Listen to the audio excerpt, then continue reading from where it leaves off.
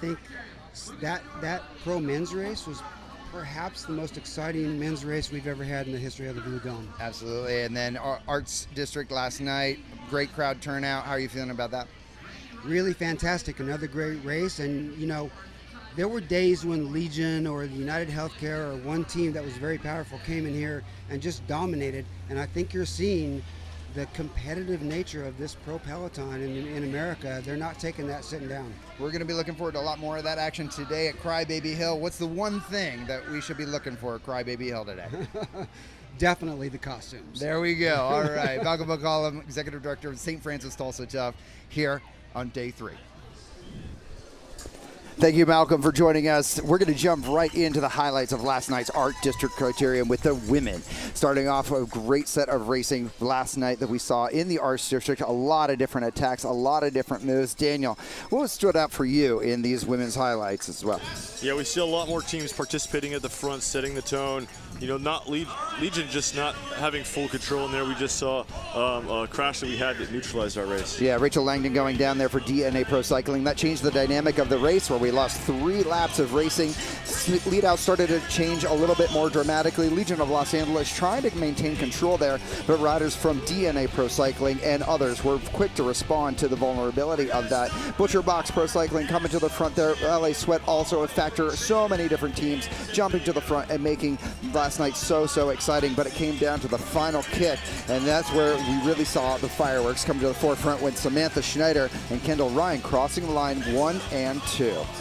Yeah, Legion didn't leave the chance. Like they left it maybe a little too close Friday and had themselves in a situation. Saturday night, they weren't letting anything happen. They went 1-2. We got some words from Daphne Karaganas this morning. Her recap thoughts on how the racing went last night. As you can see, Sam Schneider, Kendall Ryan, and Olivia Cummins on the podium, but Daphne Karaganas giving us her thoughts now. Weekend here at St. Francis Tulsa Tough. Olivia Cummins is the next-gen story that we've been talking about on air. How's Olivia feeling, and are you guys optimistic about trying to get her back into the leader's jersey after Crybaby Hill? Yeah, Olivia's a rock star. We have every bit of faith in her, and I mean, we're tied. So we're not really out of it. It's kind of nice to have the pressure off us today, and it's solidly tied in points, and we're ready to end it with it back on our shoulders. Coming into today, 55 points for both Samantha Schneider and Olivia Cummins, Yeah. So that'll be the story that we'll be talking about. Last night, we saw a little bit of a tumble in the Arts District where Rachel Langdon apparently went down, unable to get up and return to the race, but we hear that she'll be back on the start line today. Is that true? No, Rachel's not starting today. Her ankle's still a bit swollen, and she's got a lot of road rash, so she's resting up today, but she's going to be fine, and she's in good spirits, and Right. yeah. Does that change the team tactics at all? I mean, it's a huge loss not to have Rachel out there. She's one of our strongest players and does a ton of work for us. So, you know, it'll be a bummer, but we're still really confident that we can put up a good fight. Absolutely. Women's standings here at Tulsa Tough this year are absolutely nail-biter. We have a tie for first and second between Samantha Schneider and Olivia Cummins with 55 points each. Then tied for second and third is Catherine Sarkisov and Andrea Sear with 43 points each. Dana, we're going to see a lot of great racing today to decide our total overall. I can't wait to see what happens.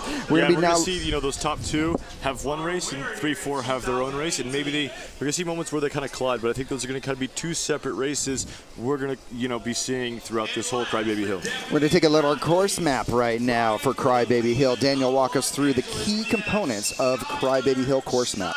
Yeah, so we're going to have the start-finish line going into corner 1. And on River Parks, it can either be a tailwind or a headwind. And today, it looks like we're getting a headwind going into the climb. That's going to cause a lot of, slow pace going into the hill. A lot of swarms happen. So a lot of those lead teams have to keep their head on a swivel and put energy into being first in the hill. If not, they can catch themselves out, be behind crashes, mishaps, or anything like that.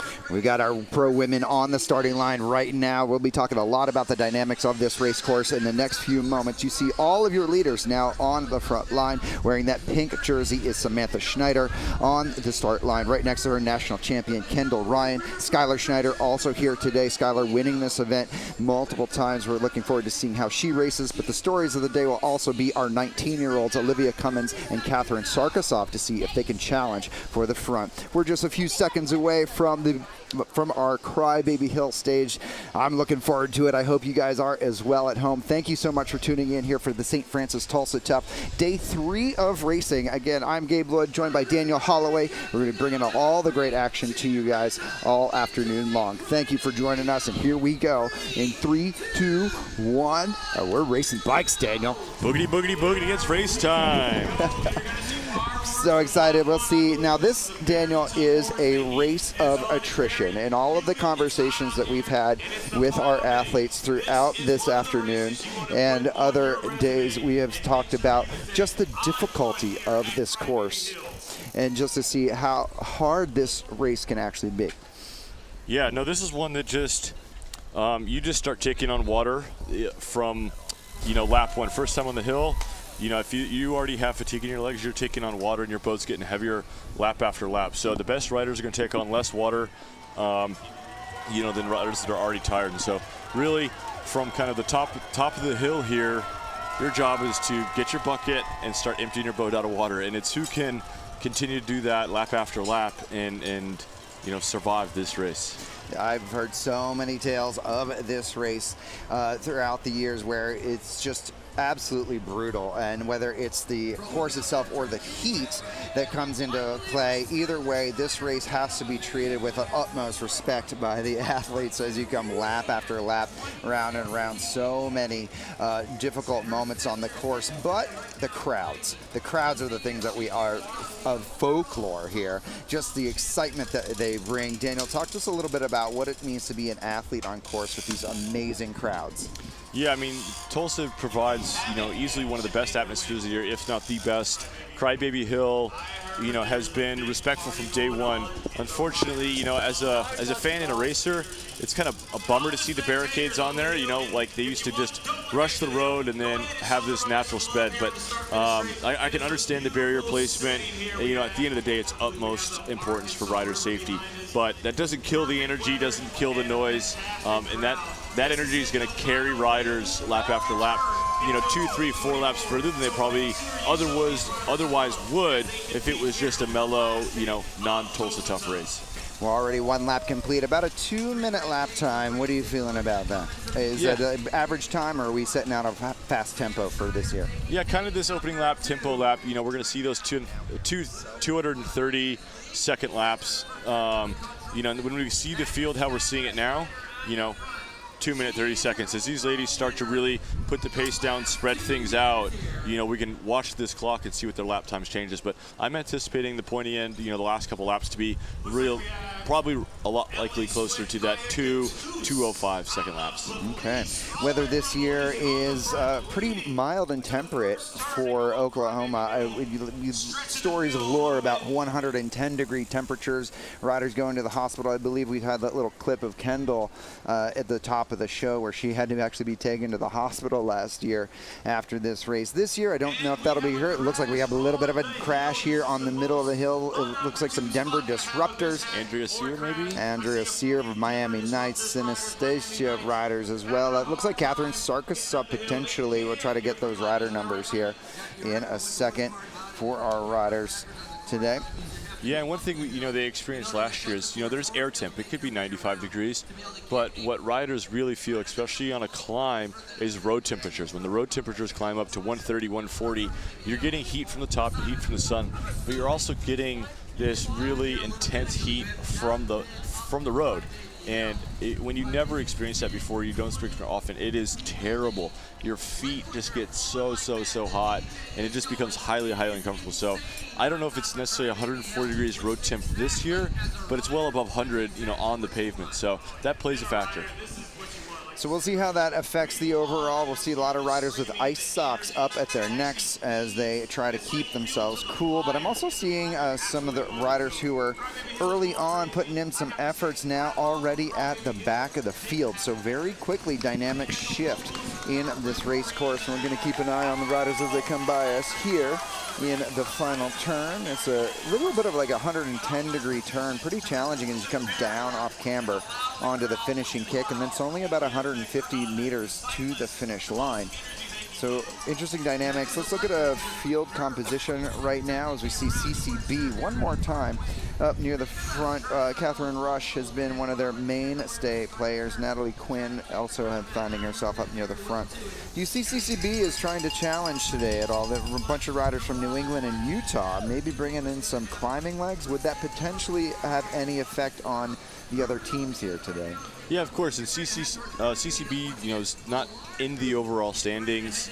Their chance now is the stage win, stage podium for that program. So they're not focused on the Omnium. They're not focused on what the last two races provided them. It's about what they could do today. And so, yeah, maybe they brought a team that's solely focused on Crybaby Hill, and that's maybe why they weren't so present to us in the first couple of days. And this is where they want to make the impact. And we're going to have to watch this race play out to see what they do. So many great crowds here on Crybaby Hill. So you have this really steep kicker, and then you make another right-hand turn, and you still have to pedal up through the barriers here. As Daniel was talking about just a few minutes ago, this used to be all open. It was more like the Alpe d'Huez of American bike racing, but we've decided to put some fencing up, keep the roads clear for the riders so they can be about 4 across on the road, just so that they can clearly make their way, because there are just so many spectators. It is a problem that we wish every bike race had on our shows here, where we see so many great enthusiastic people from the community coming out and joining us for this bike race. Yeah, it's great. Now see Leah Kirkman coming to the front. And right here, as we see this angle where those orange flags are, that's the peak of the second roller, second climb, if you will, of this circuit. It's not one that a lot of people talk about. It's not one that's like clearly visible, but this is the one that hurts. When the race is on 3, 4, 5 laps long, the first hill stinks, clearly, but it's this one that can really zap your legs, and it's really going to be a separator as we get towards, the last 5, 10, 15 minutes of these men's and women races here. Already seeing riders suffering from the efforts here, and Leah Kirkman, though, I believe Leah Kirkman will have a really potentially strong day here. Coming from the World Tour, where she spent a number of years riding at the top level of the sport, today is all about power, sustainability. We think that in the men's race that we will see different players as well. But what do you think the odds are for Leah Kirkman to really shine at the end of this race, even though we're seeing her now early on in the contest? Yeah, I think for Leah, this is, on paper, this is a really good course for her. It's punchy. It allows her to inject pace and put fatigue into other riders' legs. And to see her early on this race doesn't surprise me. She's going to want to take some of these corners at the front, check her own pace, check her own line to see what could possibly, find the line that she's going to want, later in the race. And like we saw earlier with a little bit of a mechanical at this point of the climb, you want to be ahead of those things. If you just get stuck behind that, that's a big chase up the hill, and that's a leg zapper. That's 3 laps. That one effort to get back on the field is 3 total laps of the overall race. Big thanks to American Pain for that drone shot there to give you the perspective on just how strung out the field becomes as they go up the hill. I was looking at body language as well. I think body language becomes a big tell of comfort on these climbs. So even if we see riders up near the front, we watch 2 things. We watch cadence on the bike, and then we watch sort of the overall body language with the hips. And I guess the third thing is whether they're seated or standing on the climb. That gives us a tell of how comfortable a rider is on these climbs. Yeah, and cadence isn't the full indicator. We can just look back into the, era of there's big gear climbers that just like that low cadence and just full seated activation, and we had, more RPM type riders. So cadence isn't a massive tell for me. It's more the rocking shoulders, rolling hips, and bobbing head. Those are the 3 big things you want to look at. And if we can see, the shot from behind, the riders where their helmets aren't moving, they're not taking fatigue quite yet. And then we're going to see probably towards the middle and the back of the field, there's going to be more head movement already 10 minutes in, more shoulders rocking, more hips rocking. So as we continue to get in these races, these are the things I'm looking at to see, what the overall fatigue level is in this race. We'll be seeing also DNA Pro Cycling coming up to the front. We expect to try to just keep Olivia Cummins in protected position here. We starting to see those pink jerseys moving towards the front, mixing in with the blue kits of Legion of Los Angeles. Now, InstaFun, a Canadian program that has come into us, they've been finding some success this week with Riley McMullen, a rider from New Zealand, who has found herself up in the top 10 results over the past few nights. I spoke with Riley a little bit just in the off-camera. $202 field preem, an interesting preem amount there. So a preem on the next lap. But Riley McMullen, a rider for InstaFun that we may be talking about later on, as she coming from New Zealand. She's quietly optimistic about today, so perhaps InstaFun will find themselves in a final selection.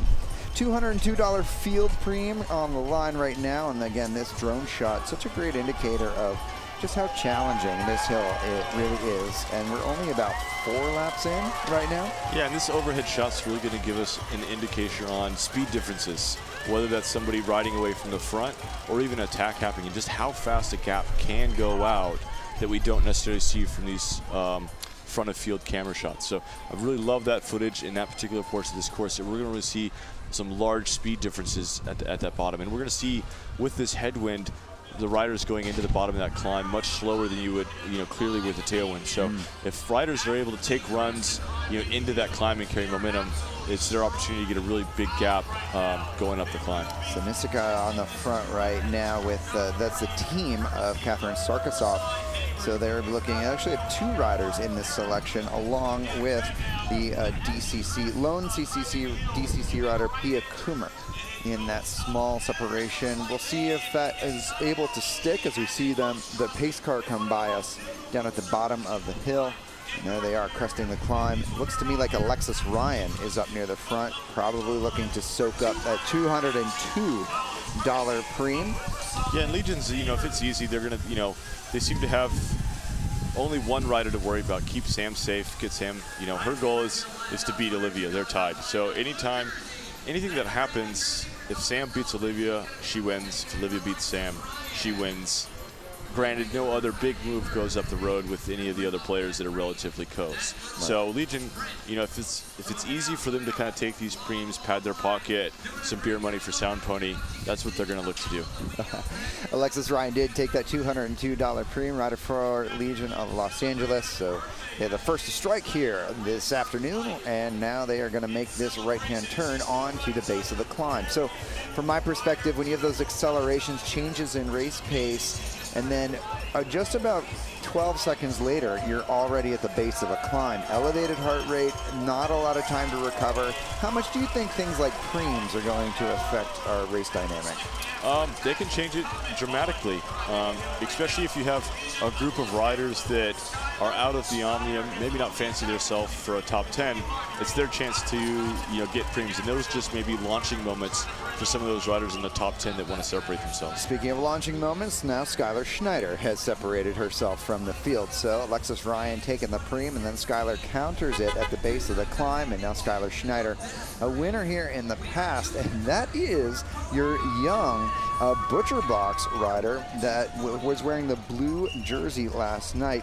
That is Mackenzie Miles from Canada. Now she's a collegiate national champion, I'm told by Dino, from that program. She's actually a guest rider for Butcher Box. She's not a full-time rider. She was getting the old test here this weekend, and I think she deserves a spot on that team after this weekend of racing. Or another program. I mean, she's, after yesterday's, very smart use of energy, really impressed me. And she was racing kind of with a tell that she was going to excel on today's course. So she's kind of doing that. She's looking for this opportunity to get linked up with Skylar. And Skylar's kind of in the driver's seat right now on whether or not she wants help or not. Yeah. If I was Skylar this early in the race, I'd take 3 pedal strokes off, let this rider catch up, and now you have somebody to share the workload. Yeah, there's no reason for Skylar not to just allow Mackenzie to come in and just allow some participation, and then go deeper into the race and make the decision of putting the throttle down. Yeah, and I mean, with Legion's plan is they say, hey, we really want to go 1, 2, 3. So Skylar is potentially playing a 2-part game of our goal is to go 1, 2, 3 today, but I would also like some help. So it's monitoring that gap of I'd like help to keep it at 20 seconds, but also I'm going to need to find a time where I need to attack long enough for my teammates to potentially catch this rider if that's what they're going for. Well, I'm going to see how Skylar and Mackenzie Miles are going to handle this climb here. And notably, seeing how Skylar is going to handle this, as Daniel was just explaining. I think that there's so many layers to this level of racing that maybe don't really happen at some other layers of races, but we're seeing now Skylar moving off to the side. She wants Mackenzie to pull through and just almost take a look at Mackenzie. I think Skylar's now going to observe a few key things. What might those things be? Yeah, Skylar's just going to give her a once-over body language, pace, just presence. What Mackenzie needs to do now that she's riding with the caliber rider level of Skylar is that she doesn't need to go over her red line. She can be conservative. She's kind of hit phase one of, hey, North American cycling, look at me, this is what I'm capable of. And now she needs to just ride smart and within herself and not overdo it so she can make it really deep or all the way to the line with Skylar in this move. She also needs to make the decision to pull on the climbs. It may say counterintuitive, but when she's riding 300 watts up the climb, Skylar is going to be riding 300 watts up the climb. There's the draft. You really take the draft out of it, and so when you pull up, there's equal workload basically between her and the rider she's with. But now Skylar's on the front in the flats. Skylar's going to be riding 300 watts, and Mackenzie in the draft is going to be riding 200. She's getting that moment to recover. So on the uphills, you're basically doing the same work as your breakaway companions. On the flats, you're resting while that rider's continuing to work. So she needs to kind of continue to put that in her favor. Let Skylar pull on the flats in the faster sections and set her pace, be in control of the pace on the climbs. Now we're going to also make the observation that we see a little bit of a chase group coming across. So hopefully, I see Skylar has seen it. Well, it'd be interesting to see if Mackenzie sees it coming and makes the sort of course correction of easing off, right? If you know that you got passengers coming onto the train, you know that they're going to be helping you in a second, and so don't go full gas into every climb. It's a fine line of, you know, oh, there's a group coming to sit up, because you don't want it to be easy for people to come to you. You don't want to give people free rides by just sitting up and letting breakaway people come to you. But now we see she's felt the pace of Skylar. Yeah, so Skylar, what is the decision here by Skylar to go again? Is that to draw different riders out and see if she establishes a new break? Yeah, clearly. You know, she, you know, doesn't want it to be that large of a group. And also, even though it's just kind of psychology, people are already breathing really hard, potentially cross-side, that when people ride up to a breakaway, they know breakaway's up the road, and if they're not fully paying attention, they feel somebody come into them, they go, oh, the breakaway's caught. And they may not realize that Skylar's even off the front by herself. So a little bit of a bounce off the front there by Skylar Schneider, and now she is solo. Nice effort and a good opportunity there for Mackenzie Mile to also get an opportunity to watch and learn how Skylar Schneider pedals and handles herself through these things. Skylar is one of the smoothest riders on the bike. Her body composition always just so composed, I think. She doesn't thrash around. Her hips don't move around. Her shoulders don't rock. She's always just really, really focused and graceful on the bike, I'd say. So if other riders get the opportunity to actually ride with a rider like that, hopefully they take some lessons home for their next bike race. Yeah, and the biggest teaching, biggest lessons Skylar is going to be able to teach the other riders around her is how to go through this final corner. She's probably the fastest female around this bottom corner in the field, bar none. That's one of the key advantages she's used to win this race numerous times, is to come down this downhill around this corner and carry so much momentum into the final 150, whereas a lot of other riders break a little earlier, pedal a little later, and Skylar's just able to extend that speed 20, 30 extra meters.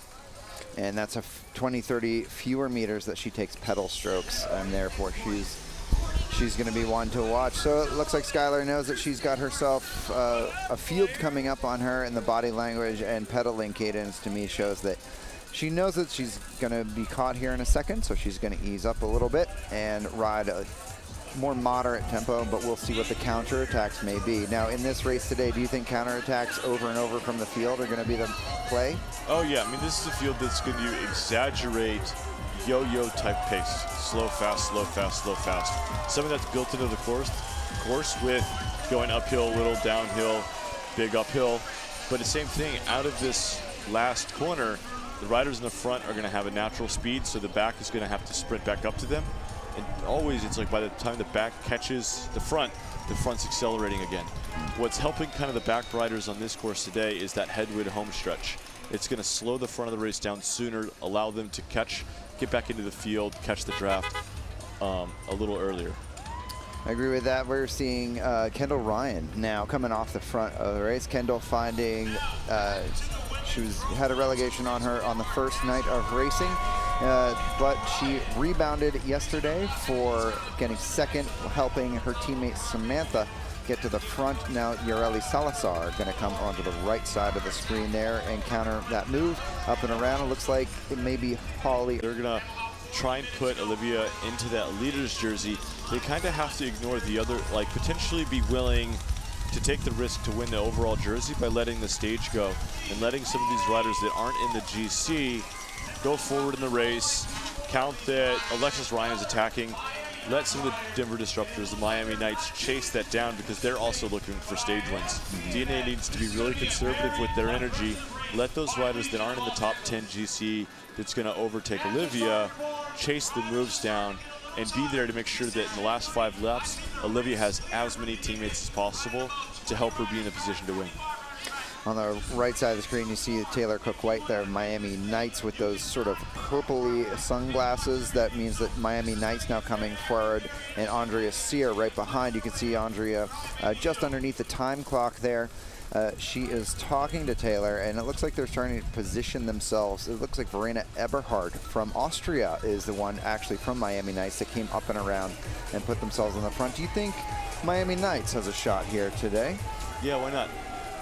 You know, maybe we've not seen Andrea as far forward in the sprints as I would have assumed the first 2 nights. You know, maybe she's changed her training and her prep into this year to excel on more difficult courses like this. I agree with that. Andrea Sear coming from a cross-country ski background, so you know she's got that deep aerobic-based fitness. We'll see if she can use that to her advantage. She was wearing the leader's jersey for the ACC on night number 1, but we are now in day number 3 of the St. Francis Tulsa Tough. And this is the McElroy River Parks Criterium, better known as Crybaby Hill. And we are just about 20 minutes into the contest. We've seen one little breakaway off the front there with Skylar Schneider and Mackenzie Mile. That was neutralized, brought back, and now we're all together now with Legion of Los Angeles and DNA Pro Cycling mixing it up at the front. Actually, look at that. Mackenzie Mile on the front of the field again. If you're a coach of Mackenzie, what are you thinking right now? You're thinking good job, or are you thinking maybe recover and let the other teams do some work? I mean, always do as little work as you possibly to get the best result possible, clearly. But sometimes, you know, there's been moments in races where I just need to have an opener, if you will. We know that, you know, coaches prescribe openers the day before typically, but sometimes in a race you just need a big hit and, you know, you gamble that you can have an opportunity to recover, and sometimes that just kind of opens your system, get a chance to recover, and then now you're back to what you would say your normal self. You know, if Mackenzie hasn't raced 2 hard days in a row before coming into a hard day, her body may be reacting, you know, a little different. But a lot of the times fatigue accumulated over, you know, 2 days is clearly you feel it, but a lot of it is mental. Your body's capable of still reaching, you know, into your total potential to still 90, 95%. It just doesn't feel that's possible. So you just have to put that aside and push on. Mackenzie Mile coming to us as a guest rider for Butcher Box. Great to see another young up-and-comer. At the top of the show, we were talking about Catherine Sarkisov and Olivia Cummins, but Mackenzie Mile can't be overlooked here, that rider for Butcher Box Pro Cycling. She's a 2017 U.S. Collegiate Mountain Bike National Champion. She's a 2018 U.S. Collegiate Road National Champion. In 2019, she was second in the U23 Canadian Mountain Bike National Championships. In 2019, she got 16th at the U23 Snowshoe World Cup mountain bike race. So Mackenzie Mile coming to us with a nice diversity of background in both road and mountain, and now mixing it up here on the skinny tires. I'm just super excited to see this next gen of riders coming up and through here at Tulsa, St. Francis Tulsa Tough. Yeah, and a rider like we kind of previously discussed about it coming from different disciplines, This is a really good course for a mountain bike, a rider that has a mountain bike background. It's really punchy.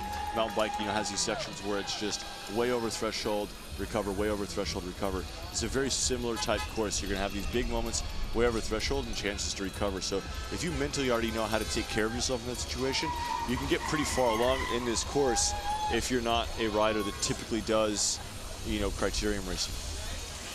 Mile now making that selection. There she is, sitting about fourth wheel right now. Mile, multiple national championships to her credit, both on mountain bike and in road. She has now made this elite selection with that representation from Legion of Los Angeles, Denver Disruptors, Synisca, and DNA Pro Cycling. I think there's a preem on the line. We'll see who's going to get this, and we're going to see an easing up of the pedals there as that preem now collected by one of those two riders. Yeah, and these just, 16 laps to go. I think we were over here on the, from the stage, guys, the field's halved. We started with about 68 women, plus or minus, and the field's, getting, almost down to 30, 40 riders. So we've lost a good portion of the field already, before the halfway point. That's incredible. Only 15 laps to go, though. Now there was a $400 preem on the last lap, and you saw the Denver Disruptors and the Synisca riders going for it, and they are absolutely getting shot out the back as we send down this move by Skylar Schneider up at the front, and trying to go with her is Holly Breck from DNA Pro Cycling, and Mackenzie Mile one more time going with these separations. Yeah, what a great ride by her. Good response time, right on the wheel. And we also have an Instafund rider, I believe, making that into a quad group here. Yeah, we'll try to get some eyes on who that Instafund rider is as they come up into the next camera angle.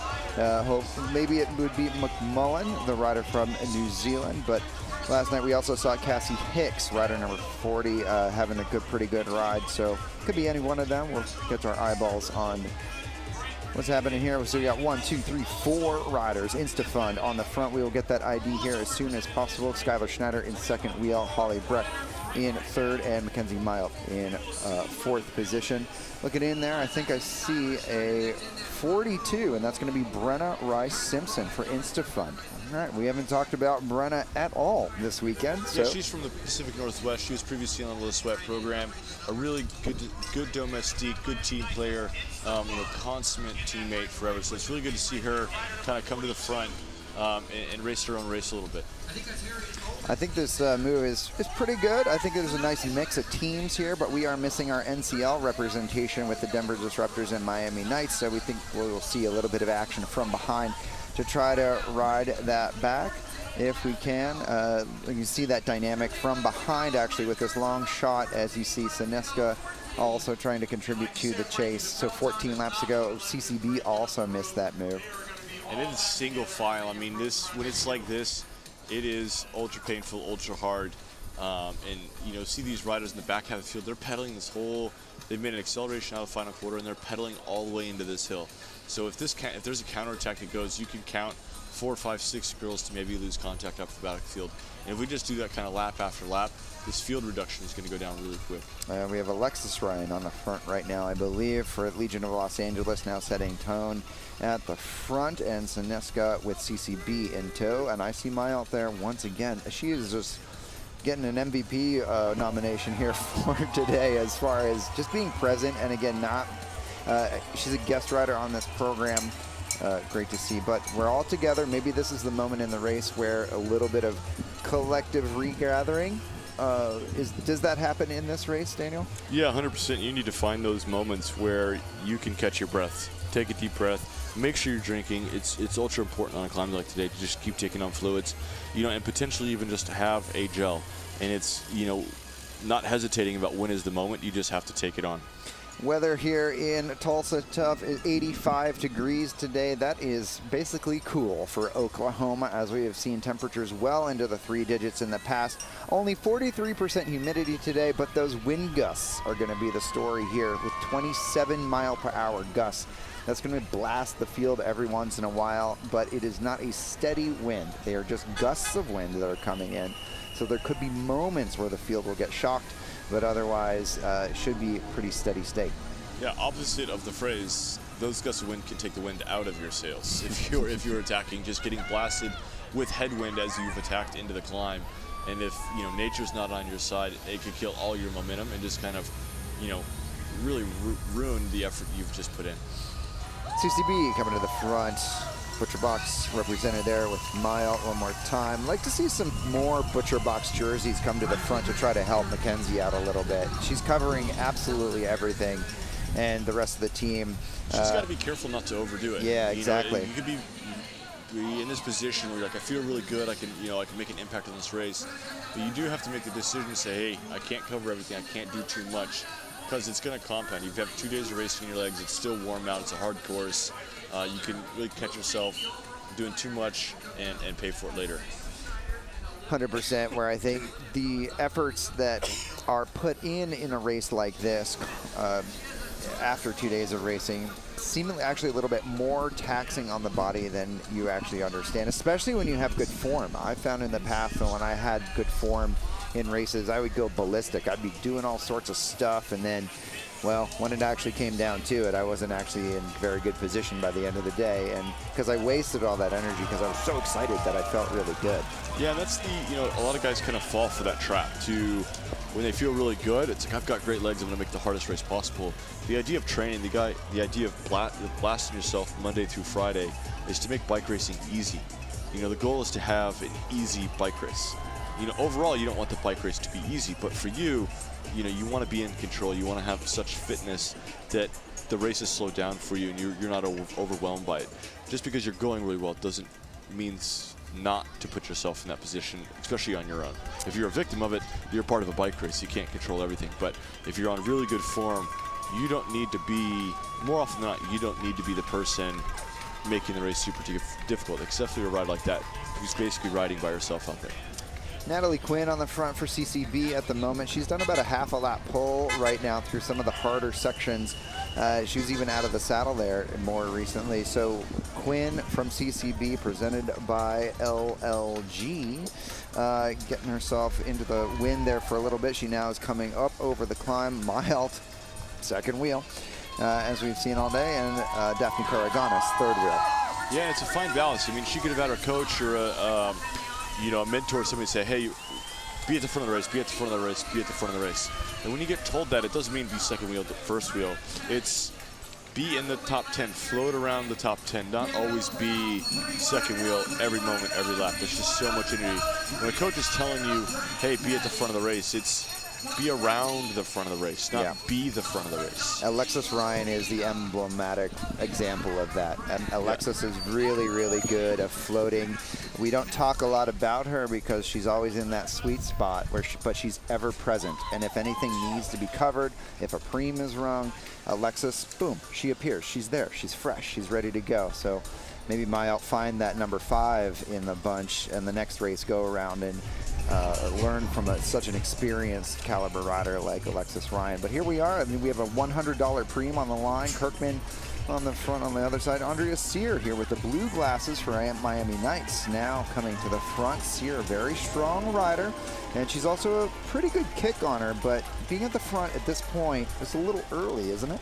I mean, it looked like to me she just kind of had some teammates and just carried kind of momentum into that position. It wasn't like an effort to get there. It was just carrying momentum, carrying her speed into the bottom climb to just happen to be at the front. We can clearly see that she's not attacking or seemingly to put on a lot of pace. Well, the shape of the field as we get a look at it from the Helmerick and Payne drone today, as we see single file-ish, right? It's not like pure like lined out, but we are definitely seeing an extension of the field string here with the half of the riders who started today still into the contest. And yeah, and as we look at this shot and it's bunching up, it's like going into that corner is uphill. Those riders aren't bunching up because they're coasting. They're bunching up because there is elevation gain into that corner. So that plays a factor when we're talking about doing the lead out. If you do it too early and you fade there, riders 3, 4, 5 can use that opportunity and you can get swarmed.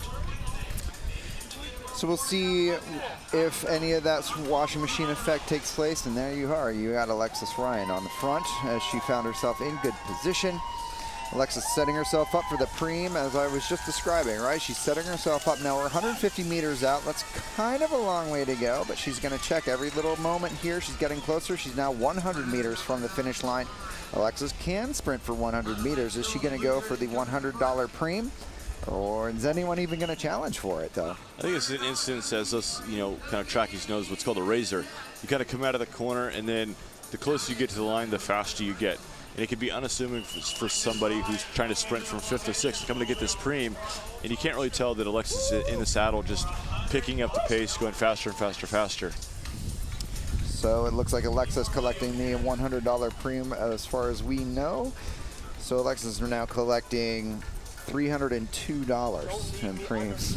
It's a lot of beer at Sound Pony. Oh man, I can't wait for her to buy us some beers. And there we go. We got a little acceleration, aggressive acceleration on our left side of the screen by Kendall Ryan, putting herself into position. She slots herself up into the front of the climb, and now out of the saddle we see that national championship jersey right next to Daphne Karaganis as they come up and through this boisterous crowd. And I've just, been, watching this field, and we see Leah Kirkman from Denver Disruptors. She's just come into our frame now. She has been hitting the climb first in what we call sag climbing. So by the time she hits the top of that climb, she's towards the back of the field. What that means is she's riding the climb at her pace, or even under pace, so to speak, and it's spending less energy than those at the front holding their position. So is that a tactic she's using to save her legs to make a larger impact, or has she taken on a lot of water and it's just a survival mode? But now we see these three riders start to get a gap. But they're talking to each other right now. They're not exactly getting along. I don't know what's happening. Kendall is shaking the head. Daphne Karaganis also shaking the head. And Malaki really just hanging on. Gregorio Malaki, that third wheel that has put herself into the separation. So I don't know what happened there, right? Kendall Ryan and Daphne getting along. We may have a little bit of a replay maybe on some argy-bargy that happened earlier between those two. I'm hearing over TV. We'll see if we get that shot. There we go.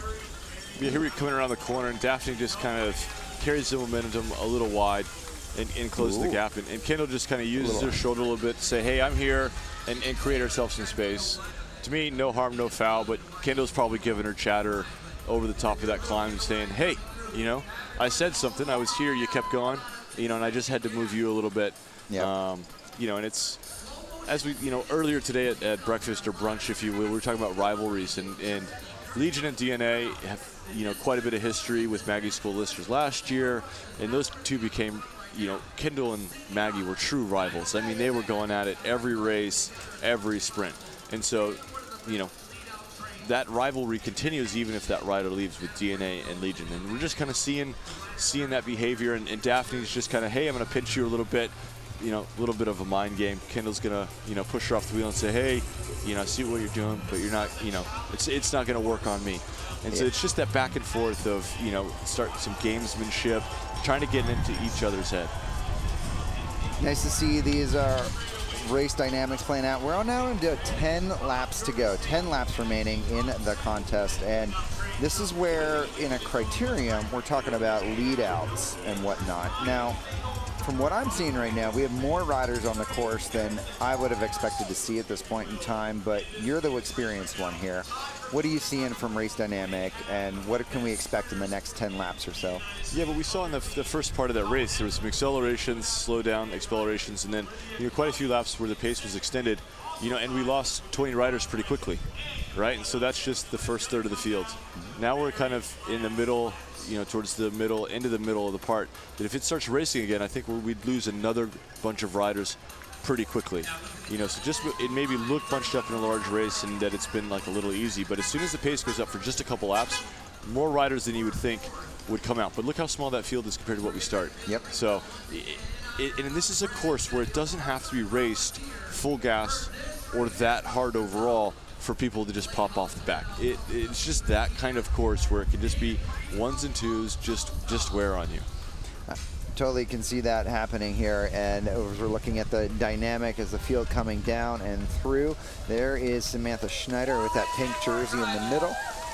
as they come around, and riders now coming by us. Sineska is on the front at the moment. Nice move here by this young up-and-coming team. Again, they have Catherine Sarkisov tucked into the field right now. $300 premium on the line, though. $300 premium with 9 laps remaining, 9 to go, with $300 on the line now. Frank Andreu and Rassam Bahati on the mic on the stage. They're making the decisions about when we're throwing money out. Preems, we've talked about it earlier in the contest about how it can affect the legs. Do you think that we're going to see a little bit more of these preems start to affect the outcome of the ride at all? And will the preems start to affect the ride at all for the rest of the field? It's yet to be determined as we see the riders now out of the saddle as they start to lift up the tempo climb. And here we have Leah Kirkman on the right side, Denver Disruptors. And we can see her, she's back at the front, basically hits the climb first wheel, and we can see her just start to float back. You can see all these riders, number 29 here, just ride by her. She's just riding her pace. Let's just say the riders in the front are riding 340 watts, she's riding 280 watts. That adds up. And if you're able to bank that much energy savings, you just have more in the tank to make a special move towards the end of the race. And she's been doing this, I've seen at least 10 laps where she's hit the climb, basically first wheel or thereabouts, and by the time we get to the top, she's basically last wheel.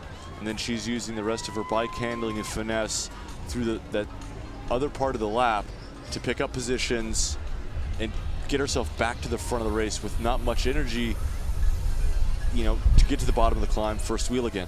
And that's just banking energy. That's just saving. Other riders are taking on water. She's not taking on any water at all. So you're seeing the sag climb as a sign of strength in this moment. Wisdom. Okay. It doesn't make her strong, it just makes her smart. Okay. And so she could be saying, hey, I'm carrying fatigue. This is a technique I need to use to make it further into the race. Or, it's definitely not a strength thing. It's just a high rider IQ move on how to, get a result with the form fitness she has today.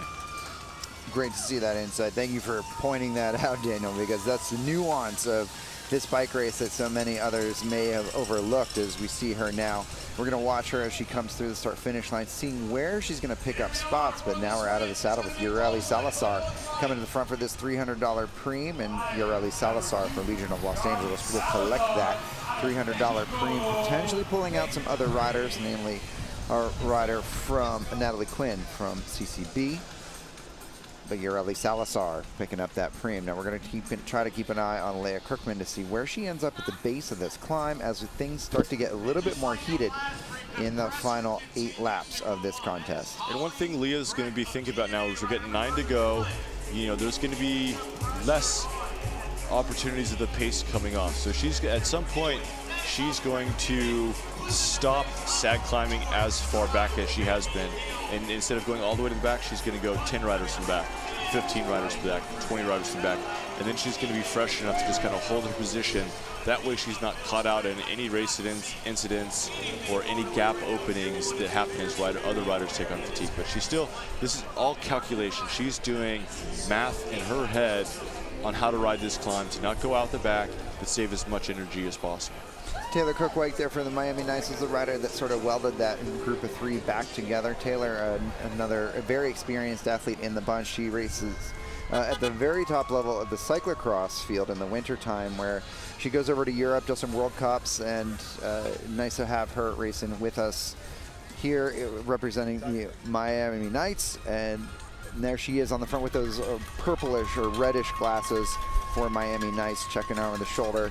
And right next to her on the right would be that red jersey of Malaki, but there we have Daphne Karaganis from DNA Pro Cycling, now setting tempo at the front. And there you have on the far right of the screen, just on the edge, is Leah Kirkman one more time. Looking into the middle of the field though right now, you can see whittling away the size of our field with just 8 laps to go. Every single lap we're losing somebody off the back, and there's Leah. Yeah, see, this is what she's been doing. This is what she's been saving up her energy for, is to have stored the energies to do this level of attack. Yep. And if other riders aren't noticing that she's sag climbing, they're either noticing, hey, that's a high IQ rider, she's saving up energy, Or other riders could be like, oh man, Leah's nearly getting dropped every lap. She's super tired. And when she launches attack, some of the riders are going to be like, oh, she's too tired to stick it. Or some will be like, oh my gosh, I missed that. She's been saving energy. I've got to follow. And you see Salazar following that move. 7 laps to go, and Kirkman now joined. Look who's joining her. Little Mile right back in it, and Julian Anguilla from Legion now into the mix. So we've got Kirkman, Anguilla, and Mackenzie Mile in this selection. Julian hasn't been super proactive in this weekend of racing so far, but the fact that she's still covering moves late at Crybaby shows that she's not completely out, just having a slightly different role. And we should note that Sam Schneider has been tucked neatly into the middle of the bunch. And if you start looking at some of these riders in the cadence, you can see some riders are keeping themselves in the big ring and they're getting punished for it. And you're seeing some of these other riders shift into the little ring before the climb. There's a big gutter there that if you try to do it thin there, a lot of people lose chains. But you can see a lot of these riders using their little ring at this pace to make it easier to get up this climb. And then I say easier, but it just gives them the opportunity to make easier accelerations to get up to speed quicker. And then once they get the downhill, they're going back into the big ring to carry speed. This acceleration, so to speak, has also now brought out 6 riders, and it is being driven hard by Denver Disruptors on the front. Mile out there quick to respond to this acceleration, but Denver Disruptors, I believe that's going to be Scandalara, and that is in fact Valentina Scandalara, who is driving the pace right now, has drawn out 6 riders. I like this move. It's basically everybody's represented. I think Seneca missed it. It's unfortunate for them. You know, the Blazers only have 2 riders. You know, they either have to get there or just, you know, settle that's happened to them. But, you know, basically one of every team is represented here. I don't see in this quick moment, because we don't have all the riders quite yet, you know, no GC players. So there's no real reason, unless a team is really gritty for the absolute stage win, that, you know, some of these riders, Denver Disruptors, Butcher Block, CCB rider, they should be working. They should want to stick this away. Andrea Sear has separated herself, I think, from the rider she's tied with. She should be interested in rolling this and keeping that away. And she, even if she won this and the next best rider got the field sprint, she'd significantly move herself up the standings, potentially first, maybe even second. Look at this counterattack here by Taylor Crook-White on the right side of your screen. Out of the saddle, pretty aggressive. Kendall Ryan quick to respond to it, and Taylor Crook-White responding to that separation that had a lot of favorites in it, good team representation, and nevertheless, Taylor Crook-White coming at this. Nice shifting of gears there, just as Daniel had been describing. You shift before the base of the climb. Now out of the saddle, Taylor Crook-White and Kendall Ryan at the base. Kendall looks very comfortable, but look who's responding from Denver. It is going to be Scandalara one more time, and Scandalara goes right up over the top. And Ryan is there to respond. Crook-White unable to fully get there because she was the one that attacked on the flats, and now she is paying for that move. Yeah, but she shouldn't give up just because it's 5-6 bike lengths over the top of this. If she carries some momentum, gets aero, she should have a relatively, quote, easy time to get back onto the wheel. If she gets into that draft and gets some recovery, she can continue to be a part of this breakaway, because that was the major acceleration. The next time up the climb probably isn't going to be as heavy unless they get caught in this massive counterattack. But I'm anticipating basically action on the climb from here on out. So we have 3 riders away. Scandalara from Denver Disruptors, Kendall Ryan for Legion of Los Angeles, and Taylor Crook-White for Miami Knights. 3 very strong, very experienced athletes at the front of this field. And I also noticed the field dynamics swelling from fence to fence at the top of that last climb. Look at this gap. It is massive right now.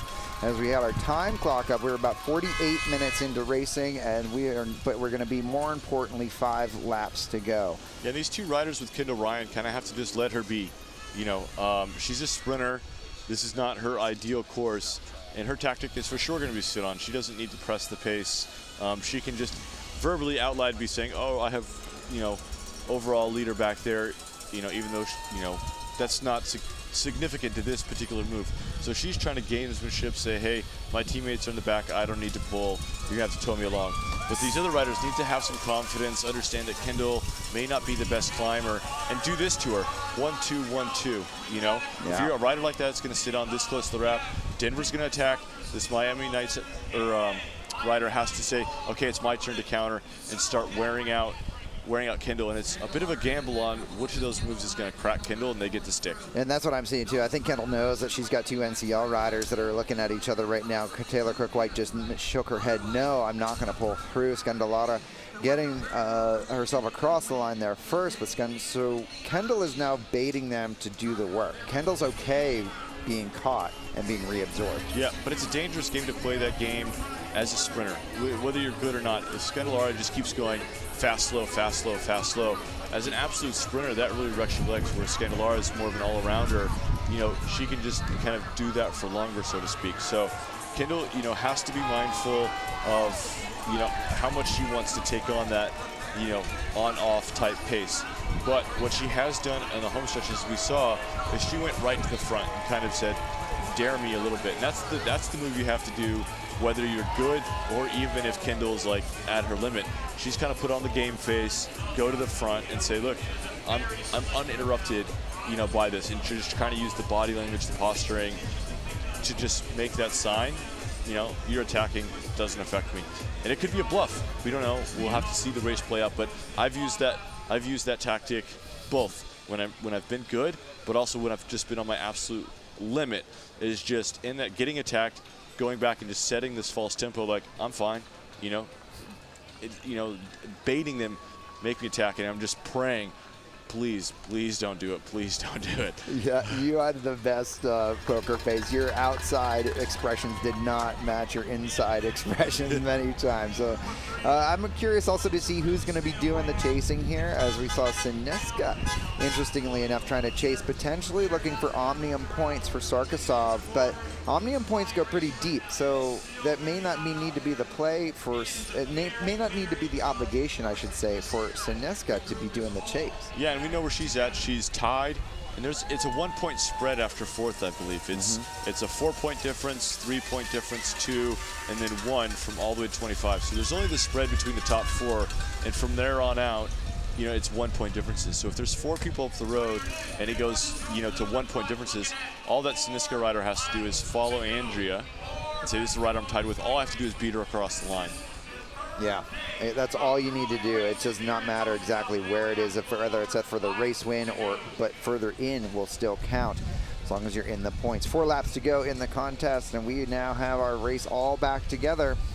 So we'll see if there are any counterattacks, and we'll see who the protagonists become here with only 4 laps remaining. I do see Riley McMullen there for Instafun, that taller rider with the white helmet for Instafun.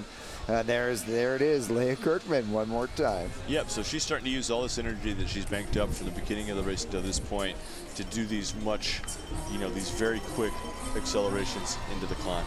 And so 4 laps to go, we saw those two-ish minute lap paces, so we're around that 9-minute mark of racing left. And we also are seeing Natalie Quinn from CCB near the front as well. Mile was also quick to respond to that separation, or that acceleration, I should say, by Leah Kirkman. So we are seeing a lot of attentive racing out here late into the contest with just 4 laps to go. This field being together for the most part. Whoever is left will be looking at either a very late race gamble for a separation, or we are going to look in at a field sprint situation, which will be pretty tricky on this course. Just 150 meters between this final turn and the finish line. I wouldn't say 20 riders, 25 riders is a field sprint. You know, that's kind of a select group and has a different dynamic. You know, I think Legion and DNA are the only teams that have kind of more than three or 4 riders, and so that's just how that is going to play out. And we can see if somebody's going to take that gambler lap. You know, we know it's going to be a 2-ish minute effort if we see somebody attack at the bell or just before. So just keep that in mind as we're watching how long that gambling effort is. Okay. So see them come up over the crest of the hill here, and it looks like one of our Miami Knights riders is going to be the one coming up and over the crest here, and I believe that'll be Brittany Parfrey. She's on the front trying to hopefully set up Andrea Sear for a nice move. I haven't seen Andrea Butine too much off the front. I did see her shepherding Sear around a little bit in the middle of the bunch. You see Sear on the radio there in the middle of the bunch. 3 laps remaining, though, in the contest now. 3 laps to go. Miami Knights trying to organize, chatting with each other, trying to figure out what they want to do. Emily Flynn there on the left side of the screen for LA Sweat, and Kirkman with the Canadian maple leaf on her sleeve. Julian now coming to the front, though. Julian Aguila for Legion of Los Angeles leading into the base of the climb with Scandolara on the wheel. And is that Verena Eberhardt? It is a track rider from Austria, actually. Verena Eberhardt initially there. Looks like she swung off, though. That might have just been her team's moment, but you know, your Andrea Sear, your Sam Schneider, your Olivia Cummins as sprinters, you want to get your team together to smooth out the pace. You want to start to formulate your program to just do slow accelerations, you know, really neutralize these big start-stop efforts. You know, that's what's really going to zap your legs this close to the finish. So Andrea's going to want her teammates around her and start evening out the pace, having those teammates together. That way when an attack does go, she's got 2 or 3 teammates they don't have to initially respond. They just kind of ramp up the pace, and that's a much better effort to do this close to the finish, or else it's going to sting your legs. You got a slight separation here, but I think Alexis Ryan is welding it back together. So as we have Miles on the front here momentarily, again, a multiple-time collegiate national champion, Andrea Sear, second wheel there. And with, I also saw, I wanted to just point out there that rider number 71 for United Cycling from Brooklyn, New York, Stephanie Halamek. She's a real dark horse in this race. She's won some races back east, but this is a national level event, and she has the potential to sprint well, but she's got to be in the right position. You can see Halamek coming over the top there in the middle for the United Cycling team. That's her right there. Great job with our camera crew. Thank you guys. But Halamek, she's your dark horse for tonight. Yeah, and you mentioned earlier that at Easton, I believe, that she won a very scrappy, chaotic field sprint. Yeah. And that's what this is. You know, this is what that's kind of going to be the last time up the hill, down the roller, back up the little kicker, is it becomes very chaotic. A lot can change really, really quickly. And so if she's able to win like something scrappy like that on the East Coast, a lot of that formulation is going to see it and feel it before, and she's getting herself in a position to get ready for a situation like that. Yeah, she is the winner of the Easton Twilight Crit just 2 weekends ago back in Easton, Pennsylvania. So Halamek, your dark horse here. We've not seen a lot of her at the front of the race, but hopefully she can maintain her position. You can see that she's now been shuffled very far back, and that's sort of the layer of why she's a dark horse, right? Because sometimes she finds herself in great position, and then boom, quickly she's in bad position. And that's sort of the differentiators between our top riders and then our up-and-coming riders. And that's like just experience of not losing position so fast is getting complacent, right? Be like, oh, I'm in great position. I'm fifth wheel. I'm around a Sam, a Skylar, a Kendall, you know, an Andrea Sear. And then in an instant, it could change and find yourself too far back, and then you have to just make too much of an effort to get back into position. And over time, with more reps, she's going to start getting that, you know, sixth sense totally, or also reading, you know, where she is on the lap or a straightaway, and knowing when to fight, just 2 pedal strokes to fight to hold position, and instead of feeling, oh, I'm super comfortable, not doing those 2 hard pedal strokes to keep a gap from opening and finding yourself too far back. We're at 2 laps to go right now. 2 laps remaining. Breck on front for this moment, and they're trying to set up Cummins. We have not talked about Olivia at all in this contest so far. That's good. Sometimes it's the rider we never mention who ends up being the victor in these races. And so DNA Pro Cycling now trying to set the pace. We're going to be coming around. We're looking at 1 lap to go next time through the start-finish line. This is the pivotal moment of this race. You have to be in position now. Daniel, what do you see in here? You seeing? Walk me through it. What from your eyes? Yeah, DNA has put all 3 riders basically at the front here together. We have 3 Legion riders, so it's DNA, Legion, and it's going to be a race, you know, into the bottom of this climb, and from there it's going to be full gas. If we get over the top and it's just a couple riders, there's going to be a hesitation, a little bit of a look, you know, a little bit of deep breath before they make another big effort into the second to last corner, up that little roller into the downhill. Yeah, and Butcher Box coming up pretty late in the contest. They should have been there about a lap ago, but we'll see if Wong can help bring my alt to the front there. Now we see Legion of Los Angeles taking over with those blue shoulders. Alexis Ryan and looks like Skylar potentially up near the front at the moment. And here we have on the right side of the screen, Alexis and Andrea Sear putting themselves in the mix. We now see out of the saddle coming up around the pivotal moment of the races. It is Alexis Ryan on the front, Skylar second wheel there. Right behind is Sam Schneider. And when Olivia Cummins, just needs to look over her shoulder and see that Kendall's there. Kendall is following her and potentially just going to try to place herself in between Olivia and Sam, kind of going into these last two corners to create space. So Olivia's got to be really attentive, stick on Sam's wheel, and really keep fighting for it. Yeah, we're talking about GC overall for the St. Francis Tulsa Tough, but also the overall race win. We are coming downhill right now as we're getting ourselves into it, and then Alexis Ryan pulls off Skylar Schneider. Now, first wheel with her sister, Samantha Schneider, right behind with Kendall Ryan sweeping the wheel. DNA trying to come up onto the hip if they can, but Legion of Los Angeles has this as they come up over the crest of the climb. We're diving down into that final turn, the final 200 meters of the contest. We're going to try to get that view. There it is. We've got Skylar Schneider, big gap there, and look at this reverse lead out. Skylar Schneider with a lot of daylight between herself and the field. Her sister Samantha dropping that wheel to give her sister the chance at victory here today. Legion sharing the spoils as we are sitting here. The St. Francis Tulsa Tough, your victor here today is Skylar Schneider. Samantha Schneider comes across second to secure the overall for the St. Francis Tulsa Tough. Yeah, I mean, that was just textbook lead out, great timing, heads up riding for her sister Sam to kind of do that Saturn sit-up, and we might start calling it the Legion sit-up. It's not the first time this overall program, men and women, have done that move. So, riders have to start watching and learning that, those things are going to happen. We did see Kendall sneak in between Olivia and Sam. It didn't fully get in the way, but it's just a mind game. It's just hey, how can I be annoying, disrupt that person's focus? And that's what we saw there. And I believe our Seneca rider snuck in there ahead of Andrea to get third in the overall. We'll have to wait for our final call. This is the old Saturn lead out, or I believe sit-up. The Saturn sit-up, where the rider who was second wheel that everybody thought that was being let out actually drops the wheel on purpose, and then it allows the lead-out rider to actually be the one that becomes protected. Skylar taking the win. Her sister Samantha coming across the line second will secure the St. Francis Tulsa Tough overall victory here today. Amazing, beautiful tactics there by Legion of Los Angeles this year at the St. Francis Tulsa Tough. Yeah, just very high IQ riding. So smart, just brilliant, and just to have that ability to stay calm, stay comfortable, understand exactly what they're doing through and through. Love to see it, and I love to see the camaraderie here as well. This team really is a family. They really do support each other.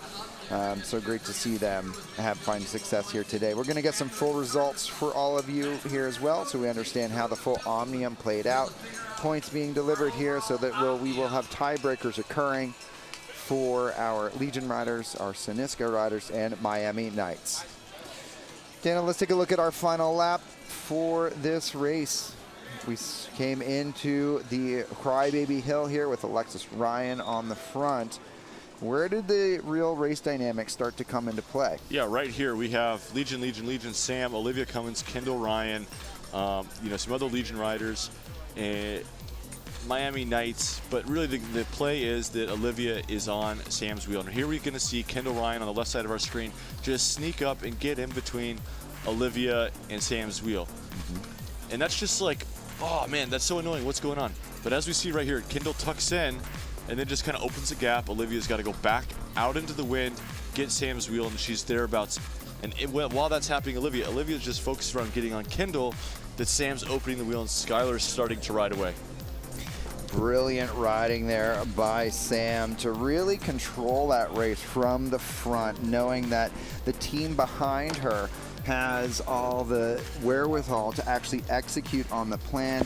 Hats off, though, to Olivia Cummins also for putting up a fight and doing her job as a young up-and-coming rider to give herself at least the opportunity to be up in the top of the standings. I'm sure we'll see all of them returning to Tulsa for the next iteration of St. Francis Tulsa Tough.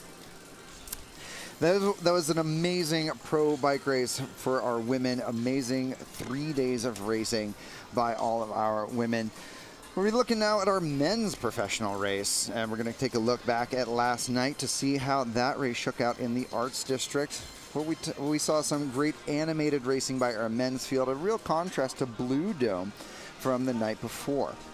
Yeah, wider course, less corners, more opportunity, a bigger hill to let other riders, other teams get engaged in the action.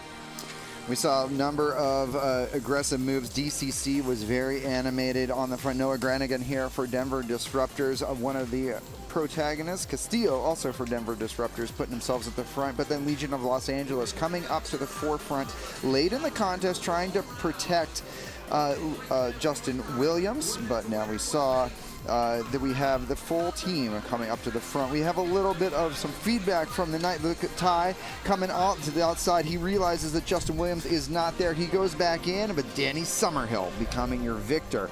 We start to speak to Danny Summerhill briefly before today's contest. Let's get some words from your victor from last night, Danny Summerhill. Here we are with St. Francis Tulsa Tough Omnium leader Danny Summerhill. He won last night. How you feeling? I'm feeling great, man.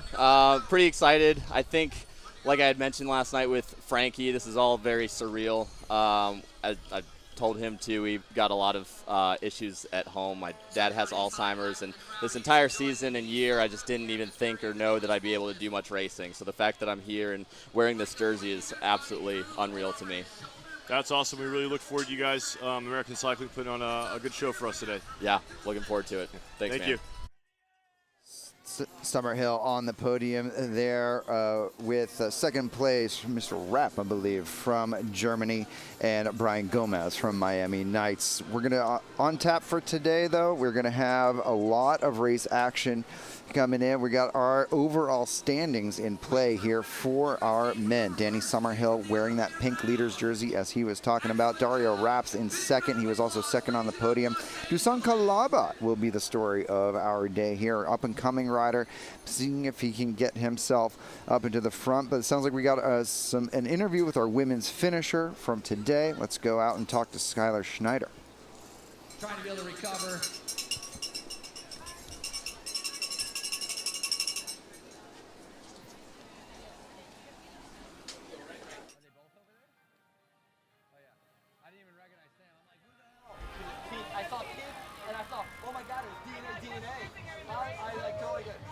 Your overall Tulsa Tough champion right here, Sam Schneider. Congratulations. Sam, I'll do a quick word with you while we wait for Skylar to come over here.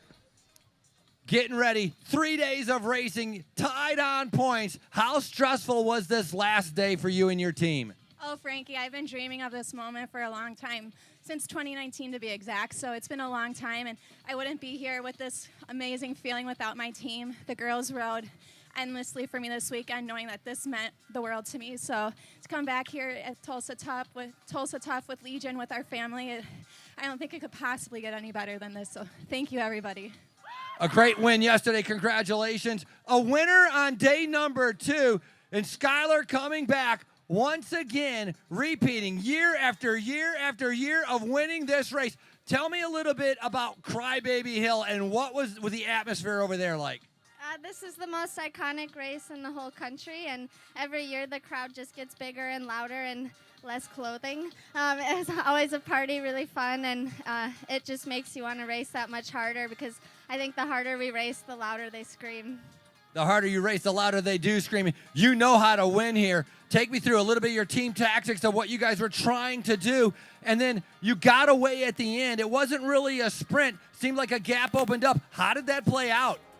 Yeah, we switched plans maybe 3 times throughout the race, just based on how everyone was feeling. And yeah, the goal at the end was for Sam to win the overall. So for me, the win is just kind of the cherry on top. When I looked back and saw it was Sam, and she had a good size gap, I knew we did it. Icing on the cake, a 4-time winner right here on Crybaby Hill, Skylar Schneider, and congratulations, Sam Schneider, on your overall Tulsa Tough win.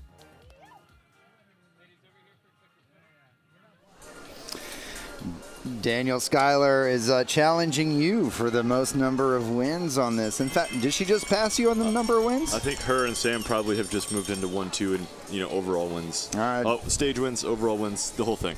They're now just ahead of me. Oh, we'll see you at the start line next year, I suppose. I won't be in Tulsa in 24. We'll just have to see what capacity. That's right. Well, congratulations to the Legion of Los Angeles train. You're going to get some well-deserved celebrations at Sound Pony this evening. They're going to buy some drinks with that pre money that they won, courtesy of St. Francis Tulsa Tough.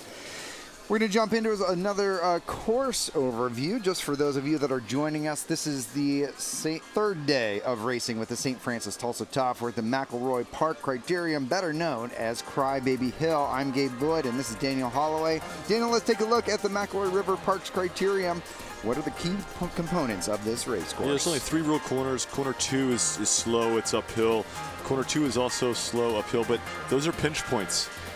Larger men's field, guys are going to be racing, jockeying for position. It's narrow roads, so corner 2 especially, it's uphill into and through that. It's a big point. A lot of guys can come from behind, dive bomb, cause a lot of chaos. Shortly after that is our feed zone hand-up area for this longer men's race.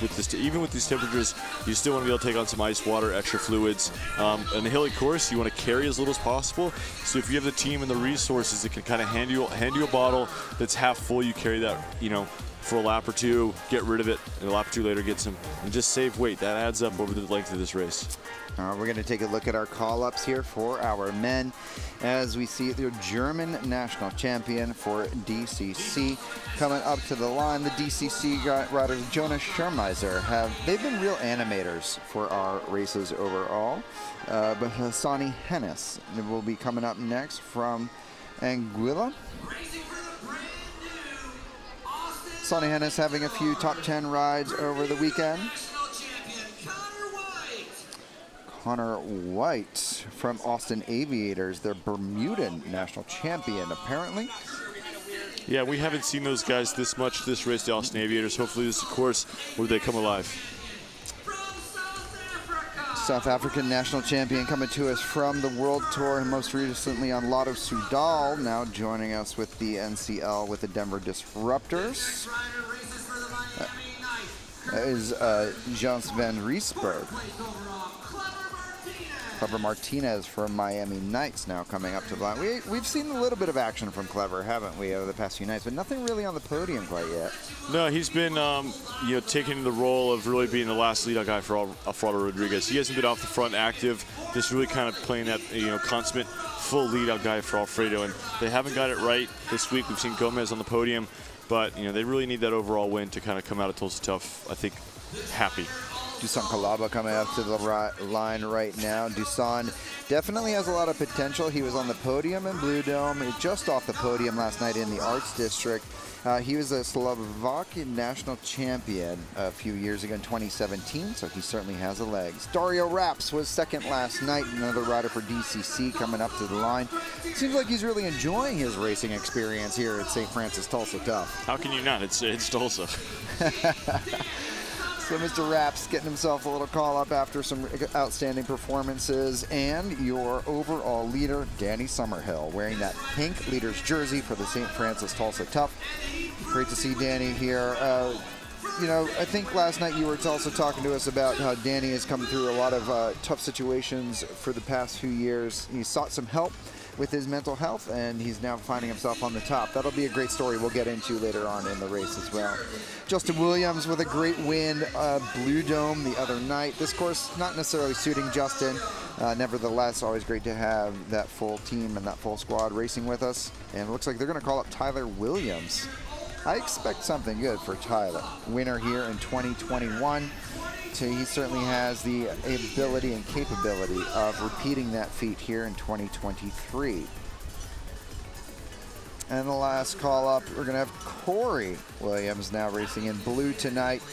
Corey Williams doing a lot of work for the team last night. He's been a little off of his sharp edge game in the past few nights, but we'll see how he's able to contribute to the Legion of Los Angeles overall approach here tonight. Yeah, I expect the Williams brothers today to just be full gas teammates for as long as they can do it. You know, we're going to see those probably guys pretty active, covering moves, setting pace to take the workload off the other 4 riders on that team to get them, as far through the race as they possibly can. Well, what's the overall race dynamic going to be here on the first few laps? Is this going to be like a 5-lap blitz, or is it going to be riders sort of sussing things out? I think there's some teams that need to do the five-lap blitz. They need to go all in, shake up the race. It's their only chance. They've missed 2 days of racing. Opportunities to make something happen for themselves. Maybe not field sprint teams. Kind of waiting around for the race to come to you may not be your best bet. It might be trying to make the first 5 laps of this race very difficult, get reduced numbers, into your favor sooner than later. We'll see what happens here. DCC was very aggressive last night. We'll see if they continue that effort here at Crybaby Hill. I would say that the crowd enthusiasm will also influence the motivation of some of the riders. I mean, what's it like to be on Crybaby Hill at these races? As we now come off the start line, we are now underway here for the St. Francis Tulsa Tough. 3rd day of racing here, McElroy Park Criterium, better known as Crybaby Hill. And we are underway here for a great afternoon of racing. Yeah, what's unique about a party race of like Crybaby Hill is, it's 4:30. Crybaby Hill is not going to be fading. It's going to be reaching its peak, whereas some of these twilight races, the crowd can peak too early, and you get halfway through the men's race, and the energy is there, but it's not super sharp. Whereas Crybaby Hill, these guys are going to be racing through the peak of that energy here. We'll see what the dynamic becomes here. We're fence to fence at the moment, but we are just the first lap in. Plenty of racing left here to do for our Crybaby Hill. Look at that crowd though, 2-3 deep along the fence. This used to be Alpe d'Huez, but we are now have so many people, and they're very boisterous that we got a little bit of fence there on the Crybaby Hill. Now as they come down and around past some of the enthusiastic parties, riders sussing it out, wraps near the front. And a number of other riders. Looks like Alfredo Rodriguez did not get a call up. Alfredo Rodriguez had an interesting night last night where he ended up doing a lot of work in the middle of that race that potentially sacrificed his potential for an overall. Yeah, I mean, he got stuck in between a rock and a hard place and had to do a massive effort at the wrong time.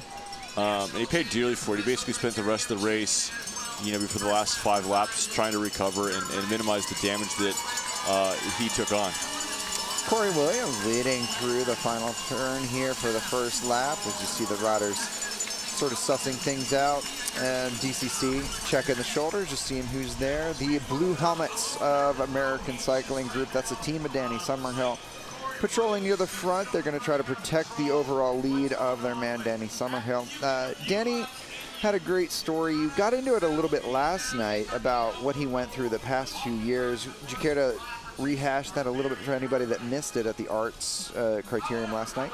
Yeah, without all the nitty and gritty, I mean, he's had a really long career, basically racing since he's probably 14 years old.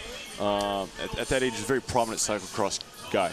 Went to Europe, podium, and that was kind of the beginning of it for him, of just feeling immense pressure, and the weight of the world on his shoulders. And he just didn't have the toolbox to deal with it. And he, for a long time, he just kind of up and down, and then kind of made the mindset transition to become a domestique. Hey, I'm just going to work, ride my bike as hard as possible for other people, and not have that pressure on his shoulders. And that was his decision to be the best bike rider that he could be.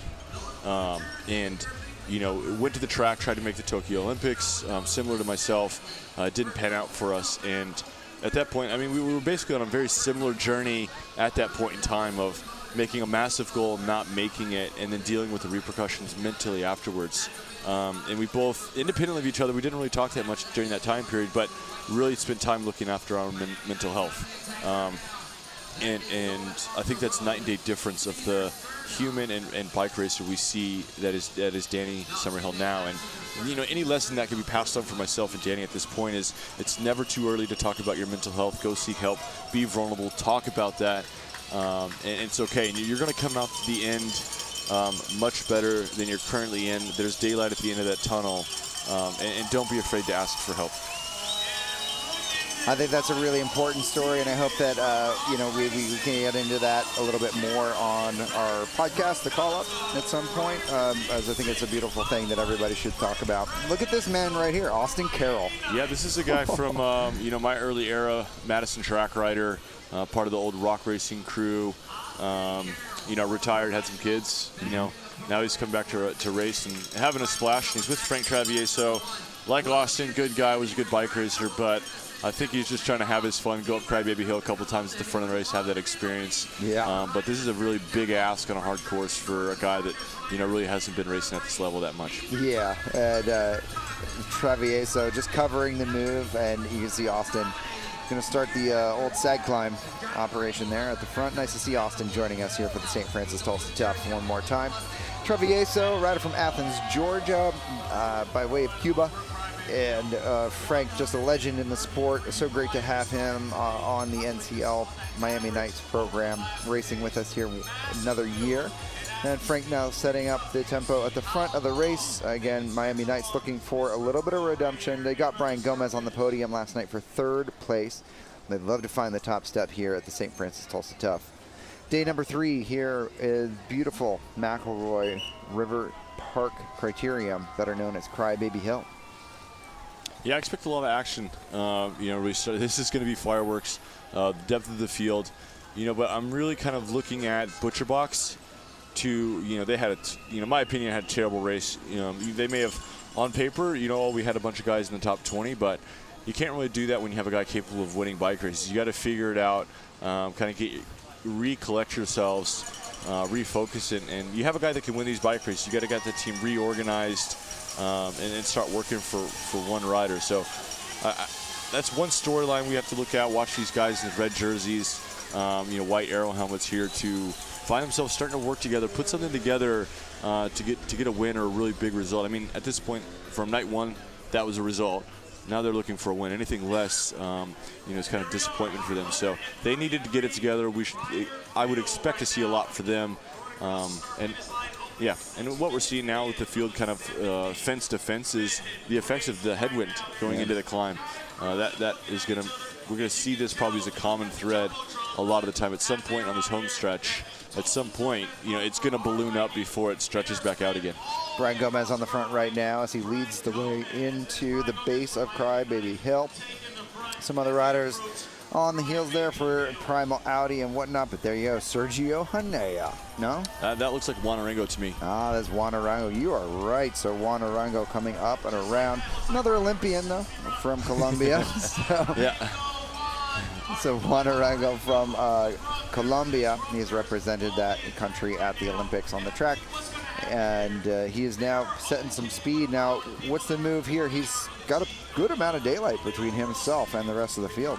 Yeah, and he's just a big aerobic engine on a course that, is punchy. He's a points race Madison guy coming from the track. And so this is, a good course. He's a smaller guy, so the hill's not going to put as big of an effect on him. So he's just going to go out there, hopefully kind of draw some guys out. Hope, some of these smaller teams that likely aren't going to finish the race are making big efforts to try to get with him and not make some of the other bigger teams chase. So Arango off the front at the moment. He has certainly the ability to give himself a bit of an advantage and not ride outside of his ability. Let's see who's going to jump across. Tyler Williams, Sam Bormito, Primal Audi Denver rider, the German national champion, Brian Gomez, Justin Williams, another DCC rider, Summerhill, I see there in the pink jersey, Clever Martinez, a Nashville cycling rider, and a couple of these smaller amateur teams in the middle. So, but look at the field dynamic, how it shifted, right? Stretched out. Yeah, we were fence to fence last time through, and now we are almost fully single file. A little bit of a separation that's hard to tell from the camera foreshortening. Looks like Summerhill actually did make that split initially, but he got there on the draft of the German national champion, so good, smart riding. And now Alec Cohen going up on the left-hand side right now for Legion of Los Angeles. We'll see what Alex's approach is going to be here, and if he's going to continue to push the pedals hard. Yeah, I think we're going to see a different Legion tactic today. With the last 2 days of how Justin and Corey, riding, they're not going to count on those guys to be the finishers. Justin's always struggled here as a larger, fast guy. We've seen Corey do a good job here. He's won the overall based on his, result here. So he can ride this course when he has good legs. Last night he didn't show us that. He was setting tempo early in this race, shows us that, he's in it as a team player. So I think we're going to see Alec, Tyler Williams, Sam be super active. And Ty's going to be that floating sprinter. We've seen Ty be riding really well, not take on as much workload the last 2 days. So he's going to be, if it's coming down to a larger group, expect Ty to be there, and that's the guy they're working for. And that's just contingency. That's plan B. I think plan A is for Alex, Sam, and Tyler to really just start throwing bombs, making the race super hard to get a small, reduced group, and kind of go for that glory solo one here at Crybaby.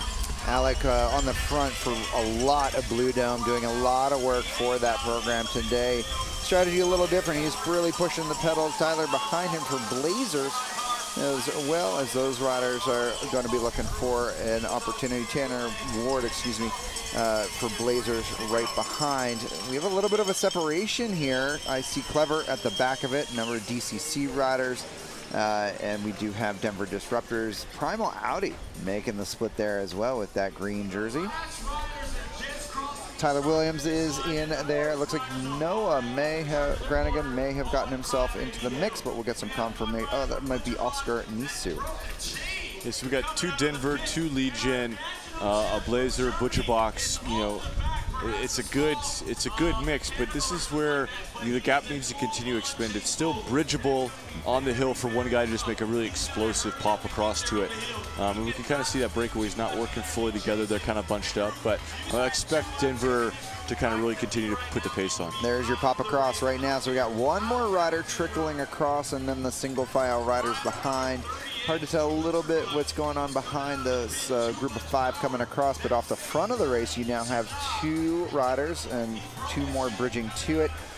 Was like Arango, potentially. I believe that's Heino. But as we just kind of saw in that overall shot, how there was a group off the front, a bridger, and we saw the front of that breakaway. 2 guys go off the front, that break get reabsorbed, and a reshuffle of that move. And if you're in the field and you're not riding heads up, you could definitely think that the makeup of a breakaway is one thing, and that can get flipped on its head instantly in that little valley at the top of the climb. So if you're really trying to understand and break down team tactics, who's the move, whether you like it or don't like it based on your team, it's ever changing in these stages of the races as guys can go forward and come back at a moment's notice. Evan McQuirk there for Butcher Box. Putting himself into that initial separation, but we are all back together at this point in time. It seemed like a lot of effort to get a gap and then have it reabsorbed within another half a lap, but I guess that's the game we're going to play all day. And these are the riders, Alec, Sergio Henao, Arango. These are the riders that are capable of doing these big 40, 60-second efforts to make a big impact and recover. These are the guys that are, capable. These are the riding style. They're going to be able to do this for an hour, 75 minutes. So that's the stuff we're going to see. Those are the guys we're going to see come forward or stay forward at the duration of this race and just watch, the field just kind of, dwindle down 5, 10 riders at a time, every couple of laps. Oliver Boyd for Primal Audi, the rider leading up the climb right now. Boyd being followed there by Oscar Nisu of Denver Disruptors. And these are bold efforts, in my opinion, from a Primal small team. Like, anybody could surprise this, right? Like, I don't know everybody. I don't know everybody's story, everybody's capability. But, these are bold moves from a team like that if we didn't see them playing the first night or two, and they're putting efforts like this early into a race this difficult, they're asking a bit much. But at the end of the day, they didn't do much first 2 nights, and they have used the opportunity of Crybaby Hill for having us to say Primal Audi Denver, I believe is what they want us to call them. They're doing their job getting the name shout out. So, you know, it's as a team, as a bike team, you know, there's multiple facets of the process. You're winning races to get your name called, or you're being active, being at the front of bike races to get your name called. Well, there you are, Primal Audi Denver. I think we just sold them a car, so you're welcome. Hey, Audi, holler. I'm in Denver, or Boulder, you know. There we go. Certainly feeling the effects. What's it like riding? Oh my goodness, the German national champion is off the back. Jans van Riesberg. What's going on there?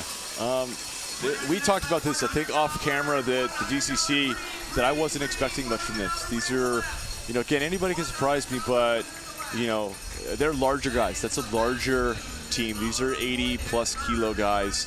And this is a group, you know, this is a course that punishes riders that size. He could have had a mechanical. We could have missed a drop chain for this gap to open like this in the situation he's in. But again, I think that team, we're going to see those guys slowly fade. And I think it's going to be hard for Dario Raps to maintain his position in the overall. I want to be surprised. I'm willing to be surprised. It's just, you know, kind of what I've seen and what I think is going to play out towards the end of this race, seeing the finish of this thing 15 times. Oliver Boyd still off the front for Primal Audi Denver. And it looks like Texas Roadhouse trying to send somebody across. Is that Fergus? Just sort of, maybe we can see him through the trees there. But Primal Audi Denver getting themselves a little bit of airtime. This is your man from Boulder, Colorado, Oliver Boyd. Crash at the base of the climb. We're going to have riders riding back to the pit. That was a lot. And we got Oliver Boyd continuing to be off the front, checking the shoulder. He's surprising himself, I think, right now. Yeah, for sure. And this is, you know, this is a team, right? He's carrying 2 bottles, and it's a bottle and a half. You know, this is one of those things where when you're a larger team with resources, you get away with carrying 1 bottle or a half bottle. And, you know, one of those bottles weighs 2 pounds. You know, and if you're carrying 2 pounds extra to all of your friends, you know, that adds up on a course like this. So, yeah, that's what I see. Yeah, I agree with that. I think that, you know, that Oliver Boyd is selling some Audis right now for Denver Audi, getting himself known. All right, Fergus is coming across to Fergus Arthur from Texas Roadhouse Cycling, presented by VQ. Yeah, and it's like Oliver Boyd needs to maybe kind of, doesn't need to fully sit up, but he just needs to come off the pedals, 30, 40 watts, and let Fergus get there sooner than later so he can have a buddy to share the workload. But he may or might not know who Fergus Arthur is. He's a really good rider. He won a Speed Week race solo, you know, with a lot of teams chasing. So Fergus may or may not know that the other larger teams paid attention. They know who he is, and if he's trying to do the same thing, it's going to be a much bigger ask than the first time he did it. He also spent like a lap and a half trying to make the bridge, and so he basically was doing his own effort out there by himself, which burns up the legs. This early in the contest without any other big team collaboration, I don't know. I mean, I think that it's fine that he has that fitness. I'm just not sure it was applied quite, you know, in the right way. Yeah, I mean, sometimes you make a big effort and you hope that it's a half lap effort and it turns into a lap and a half. And there's a point in which you're fully committed and you just have to ride it out, whether you detonate or you get there. In a perfect world, you get there ASAP, start getting help and, you know, carrying on with it. Sometimes you kind of get stuck out in the wind and you just got to ride it out. Well, nevertheless, we have these two guys linked up, and now very quickly you see Legion of Los Angeles with Tyler Williams linking up with them and potentially bringing the whole field back up. So that's Iman Lucas with Tyler Williams, a big fella on a hard course. It's going to be interesting to see. You know, we didn't see Iman finish last night. We didn't really see much of Austin Aviators at all. Early, we did see them in the backfield kind of collecting themselves, but no big move, you know, from them. So Iman could have had an off night, and let's see if he's got different legs today. Brian Gomez now inserting himself into the mix. He's going to take that inside line, and a rider who has done very well here at the St. Francis Tulsa Tufts in the past. You see these riders being going to be reinserted into the race at the back. It's like Dante Young and the German national champion Ryan Hartjoss van Rinsberg is going to be inserted Yeah. And you have Brian Gomez, Iman Lucas, essentially a couple of these, the larger riders in this field are going to want a breakaway. They want to find themselves into a move with 5, 6, 7, 8 guys to ride with and really smooth out the race. Larger guy just wants to get one tempo, one pace, and ride that as long as possible. They don't want to deal with the punchy riding up every hill. It's just a lot of mass to move, from slow to fast a bunch. I'm seeing Texas Roadhouse do a lot of work in this race already, but there you go. You got that counter attack by Haneo. Either Arango or Haneo. It's hard for me to see with this camera angle, but very aggressive up and out of the saddle and quickly creating the gap. We'll try to get that identification here quickly, but the response from the field seems to be pretty tepid. I'm not sure they even saw that acceleration occur. Yeah, there's probably 5 guys in the field that saw that move, but we're 20 minutes in. It's on a course like this is kind of a natural low point. Everybody's been high pace, high heart rate, and high power, and it's just 20 minutes, as we all know, that's like your power test. What can you do for 20 minutes? So it's kind of this natural point of everybody's kind of maxed out. Everybody kind of hits that 20-minute mark and goes, okay, we need a little bit of reprieve. And this is just heads-up IQ riding by that Denver rider to know, like, hey, I'm not going to participate and, bridge a gap that's already high-paced. I'm going to wait for the race to come to me and do a massive counterattack. And this is what we see. We're getting a really large gap from an effort like that. Pretty sure it's Juan Arango. Yep, that's Juan. Yep, so Juan Arango from Colombia one more time. This is the second time that he has done an effort off the front of this race, so he clearly wants to create a breakaway opportunity, and of course the riders coming into the pit will not join him. They will go into the field. So one thing, Juan's got his elbows in, head down, arrow. It's what you need to do when you're by yourself, especially into headwind. And it looks like we have Sam Boardman trying to bridge across, very similar position. Low profile, flat forearms, in a long, flat straight like this, you got to use aerodynamics to your advantage. And it's just rider discipline to maintain that form the whole time you're out there and use that to your advantage, so you don't take on, you don't have to do more watts, more power than you need to. You are a big proponent of it. He's asking for it. He's asking for it. He wants the crowd involved. He's seen Hollywood at this race. Yeah, Let's right. go. Big ring in it also, by the way. He is in the big ring right now, getting himself. He has a big cassette on the back, so he's maintained front ring, but he wants the crowd to help him out using Crybaby Hill to his advantage. And he's a Colombian rider. He comes from a area of the world that loves bike racing. He's used to big crowds. I've been to that track in Cali, Colombia. And they show up, they show out for it. I mean, it's an amazing track. It's very unique, cool, open air. But that, he's used to crowds. He loves that energy, and he's asking for Tulsa to give it to him. Juan Arango is a very talented rider, but he also very enthusiastic for that crowd support. So great to see. Now let's see if Sam Boardman can get himself there. Arango, nice, flat forearms. Daniel has always been a proponent of the aerodynamic gains when it comes to these longer, harder efforts, and Boardman following behind. Very similar style, lower back, trying to get that sternum parallel to the top tube and making the forearms flat just to reduce that front aerodynamic drag. Arango now coming up and over and coasting a little bit, taking a few meters to himself, and Boardman trying to get there, staying off the brake. Well, he's on that brake there a little bit. And you can see that technique. He's down the hill. You can see there was space between his butt and the saddle. Yep. And what that is, we can't see it fully from the front, but what he's doing is lifting his butt off the saddle and moving it back, getting his center of weight, getting behind the wheel and off the front. That way, when he starts to turn, the front wheel isn't overloaded to wash out. And it's just good technique to get his speed to the right speed as soon as possible, so we can initiate that turn and carry momentum. Okay. I think there's also a layer too that you could explain to us about the effort that it takes to bridge across like this, because I think some newer riders to the sport may just go full gas initially just to try to get there, but that is not really the best way of making a longer bridge effort to a stronger rider. It's a game time decision. It depends how long or how big the gap is and where it is on a particular course like this. If it's on the hill, you got to use that to your advantage and it's very explosive. Get there as soon as possible. As we saw when Sam came across, it was kind of probably in the valley or just kind of after corner 2 and onto the home stretches. That can no longer be as explosive.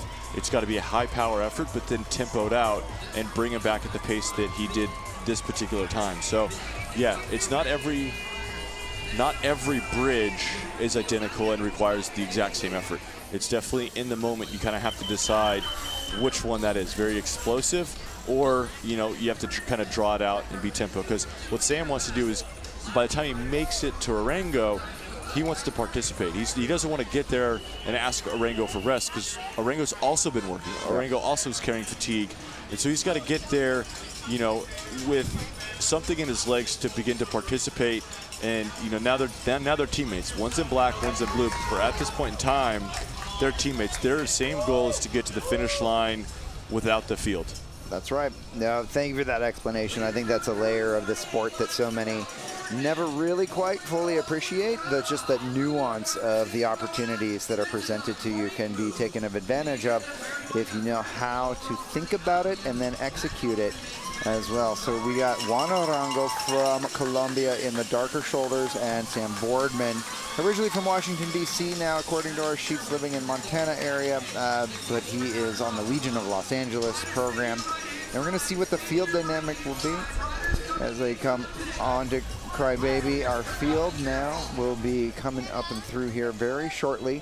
And there they are now. That's a large gap. That's a big gap. We're trying to get that time gap, but it is pretty significant. Big gaps, though, here at the back of the field. But look at this field dynamic, Daniel. We are fence to fence right now. Some of our Cliff Bar Drifters. Yeah, the Cliff Bar Drifters may be trying. Is that Ryan Y?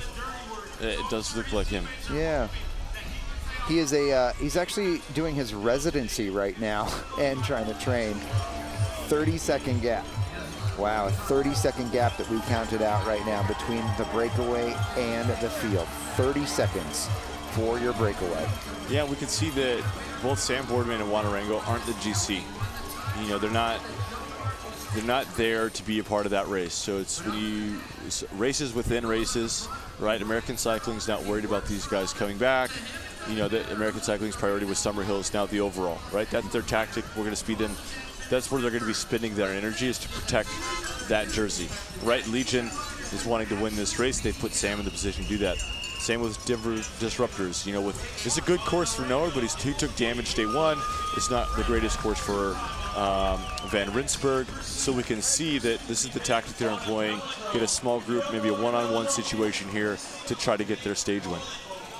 So our field being checking them out, looking at the dynamic at the front. It looks like we're trying to organize a little bit of a chase, and that is putting a little bit of damage into the back. Where you see that single file pace line, a lot of the amateur teams back there.